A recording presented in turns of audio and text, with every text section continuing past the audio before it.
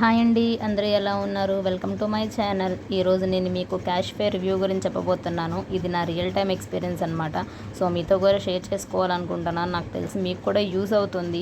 మీ దగ్గర కనుక old devices are mobiles ఏమైనా సరే దీనిలో మీరు కొనొచ్చు, అమ్మేయచ్చు. సో చూడండి, దానికోసం మీరు యాప్ స్టోర్కి వెళ్ళి ఆర్ ప్లే స్టోర్కి వెళ్ళి క్యాష్ ఫే అని సెర్చ్ చేయండి. సో మీకు క్యాష్ ఫే ఒక యాప్ కనిపిస్తుంది, దానిని డౌన్లోడ్ చేసుకోండి. నా దగ్గర అయితే ఆల్రెడీ ప్రీవియసే ఉంది. సో నేను డైరెక్ట్గా ఇట్లా ఓపెన్ చేసేస్తున్నాను.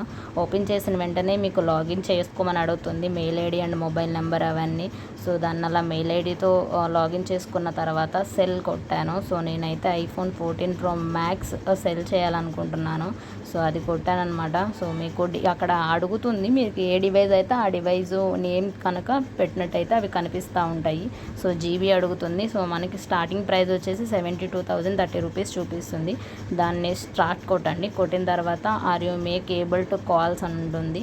సో మీ డివైస్ కండిషన్ ఎలా ఉంది, ఏంటి, టచ్ స్క్రీన్ వర్క్ అవుతుందా లేదా, ఫోన్ స్క్రీన్ ఒరిజినల్లా కాదా, so if your manufactured warranty ఉందా లేదా అని అడుగుతుంది, జిఎస్టీ బిల్ ఉందా లేదా అని అడుగుతుంది. సో ఇవన్నీ మీరు ఒకదాని తర్వాత ఒకటి కేర్ఫుల్గా చూసుకొని ఫిల్ చేయండి. ఫిల్ చేసిన తర్వాత కంటిన్యూ అడుగుతుంది.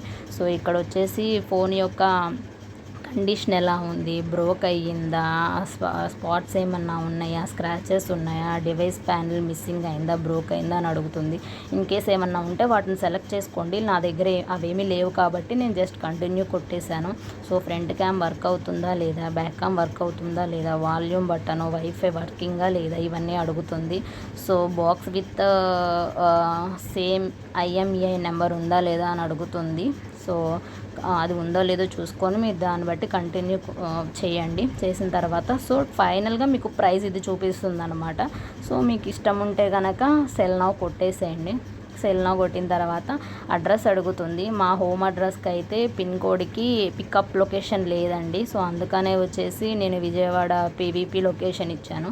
సో ఇదిగో చూడండి, ఇట్లా అన్అవైలబుల్ పిక్ అని చూపిస్తుంది. సో మీకు ఏదైనా వేరే లొకేషన్ ఏదైనా తెలిసిందంటే అది ఇచ్చేసేయండి.